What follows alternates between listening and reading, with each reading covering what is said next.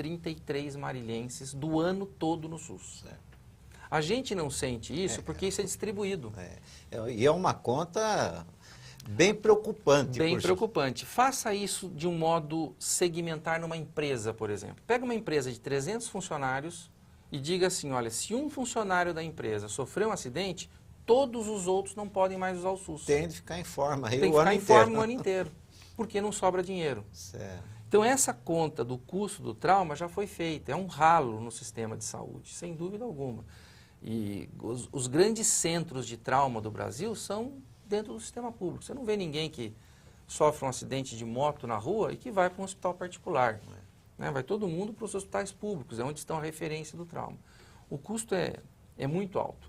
E para finalizar essa coisa do custo, a gente estima que para cada real, R$1 gasto com atendimento direto, existam R$2 gastos com aquela perda de produção, com aquele atendimento indireto.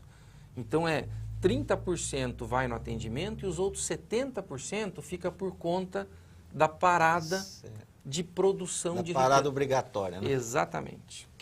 Bom, a versão e a colocação que você faz, realmente, ela, além de ser bem lógica, ela é bem detalhada, né? E é uma preocupação realmente muito grande que nós acabamos sentindo, porque você tem aquela visão que você não imagina exatamente o que é, né? Mas esses dados que você traz aí são interessantíssimos porque elas estão e importantes. Porque elas estão distribuídas. Perdidas, vamos dizer, por aí, né? Exatamente. A informação. Então, quando Exatamente. você junta tudo isso e traz essa informação, é preocupante. E tudo isso, seria o acidente de trânsito o grande problema, doutor? Ou tem? Não, depende muito da região, mas de uma maneira global, aquilo que é altamente prevenível, aquilo que é altamente evitável, né? O acidente em via pública, aquela morte ou sequela por carro, moto, bicicleta, pedestre, enfim, é o que chama mais atenção. Nos dados globais do mundo, se configura aí entre as 10 principais causas de morte. E existem alguns estudos, pessoas que estudam isso ligadas à Organização Mundial de Saúde, um órgão, né, público mundial aí, que mostrou que em torno de 2020 a 2030, esses acidentes de trânsito, que hoje ocupam em torno da 10ª posição de morte, vão ocupar entre a 7ª e 8ª posição. Então, apesar disso ser um assunto que a gente debate, apesar das leis de trânsito, vem a lei seca, vem o Código Nacional de Trânsito, vem sinalização, a tendência, com o aumento do número de carros, com, enfim, uma série de outras coisas, é que a gente sofra com a morte no trânsito, hoje sofre numa quantidade, e daqui 20 anos os nossos filhos, né, os filhos, netos, enfim, vão sofrer mais do que a gente. E talvez até muito mais. Com certeza. Porque, o que fazer, doutor, na sua ótica? Porque o trânsito, a cada dia que passa, ele está mais complicado, né? Sim. E o certo seria você dizer para mim, não, quando você sai, você precisa tomar cuidado, dirigir por você e pelo outro. Mas então eu estou dirigindo por mim e pelo que está na frente, talvez. Mas daqui a pouco uma moto te passa pelo lado direito, outra pelo lado esquerdo, na frente tem um carro e outra... O que é que falta? É orientação, é educação mesmo? Sem dúvida alguma, sabe? Educação no trânsito é uma coisa fundamental. O programa aqui de Marília é uma cidade muito premiada com isso, né? Tem um programa de educação voltado ao trânsito, que é o Viva Feliz Sem Acidentes, ligado na Endurbe, no qual eu tenho uma satisfação de participar há muitos anos também.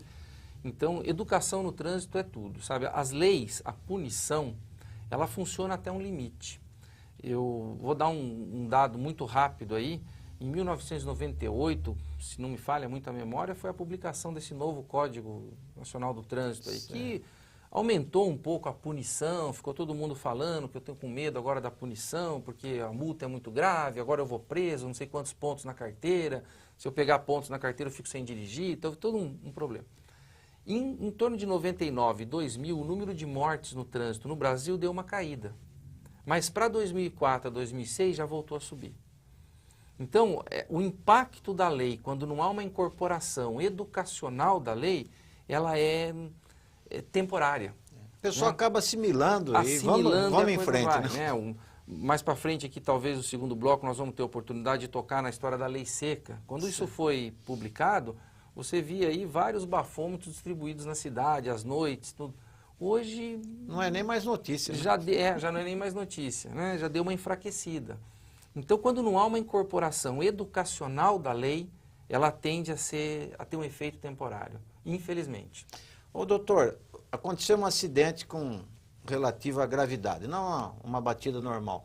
Você tem informações sobre esses acidentes de maior gravidade? Quantas mortes exatamente em função de um acidente de trânsito? Então, quando acontece um acidente, a gente tem 3 distribuições ou 3 possibilidades da pessoa morrer, né? Então, em questão de tempo. Existe uma possibilidade de em torno de 20% das pessoas que morrem por trauma, elas morrem por complicações em dias ou semanas depois do trauma. Para o nosso telespectador entender, um exemplo, a pessoa sai de casa com a bicicleta, vai na padaria comprar um pão. Sem querer lá, ela perde equilíbrio, cai da bicicleta, fratura a perna. Sim. Vai ao hospital, é operado, chega lá, complica, pegou uma infecção, pneumonia, morreu 2 semanas depois. Morreu de trauma. Se não fosse a queda da bicicleta, não estaria no hospital e não teria complicado. Então isso corresponde a mais ou menos 20%. Uns 30% é aquelas pessoas que morrem minutos ou horas depois do trauma. É aquilo que a gente vê na televisão, no Jornal Nacional, ali que fala assim, chegou a ser atendida, mas não resistiu e morreu no hospital. A pessoa chega a sobreviver ao trauma, mas quando começa o atendimento, ela morre. E 50%, e esse é um dado muito importante, que das pessoas que morrem por trauma, isso tudo é uma coisa aproximada, morrem segundos ou minutos após o trauma. É aquela pessoa que a gente chama de morreu na hora. Sim. Não tem jeito. Sabe, é o cara que bateu o carro e morreu no local. Para esse tipo de pessoas, Maria, não há sistema de atendimento público, privado, que dê jeito. Não tem. A pessoa pode sofrer o trauma dentro da UTI do Hospital Albert Einstein em São Paulo. Ela vai morrer. Porque a gravidade do trauma é muito grande. Para esse grupo de pessoas, que é a maioria das pessoas que morrem por trauma, a única saída que elas têm é que talvez o que nós vamos abordar com mais detalhe no segundo bloco, que é não se envolver no trauma. Ou seja, prevenir. Nós falamos aí do aspecto de educação, né? Que é uma coisa. Agora você falou um negócio importantíssimo, é não se envolver no trauma. E eu vou contar uma história que eu assisti. Não vi no jornal e ninguém me contou. Andava aqui nessa via expressa, passa uma moto por mim, velocidade normal, eu também dirigindo normalmente, ele faz a curva, mas ele estava olhando o vale. De repente ele perdeu, ele foi para o meio-fio, perdeu a direção, caiu, morreu na hora ali. O outro foi internado, ficou alguns dias, mas é isso que você acabou de dizer, sim, né? Evitar o trauma. Sim. Né? Ele poderia ter evitado, né? Por que ele tinha de olhar, pilotando uma moto, olhar como chama lá, o vale lá, né? Esse é uma coisa interessante para quem trabalha no hospital, eu, né, pronto-socorro, trabalhei muito tempo, quando a gente pega uma pessoa traumatizada, vítima de trauma, viva, ou às vezes uma pessoa que infelizmente morre dentro do hospital, quando a gente analisa a história desse trauma, é uma bobeira. É nítido. Isso que eu tinha medo, né? De que houve algum deslize. Né? Por isso é que o trauma é encarado como uma doença prevenível, certo, uma doença evitável. Porque quando você conta a história, e eu tenho várias delas, né, de pessoas que ficaram com sequelas ou morreram, que você nota que a situação era de altíssimo risco, estava na cara que isso ia acontecer. Certo. O cara que pega uma moto totalmente embriagado, sem capacete, e sai na... Está na cara. Está pedindo, Está pedindo. Né? Mas depois que acontece, que a gente conta essa história retrógrada, às vezes até a própria pessoa, quando vive, se arrepende. Fala, putz, por que é que eu não fui... Que idiotice, né? Por que eu não fui frear? Por que eu não andei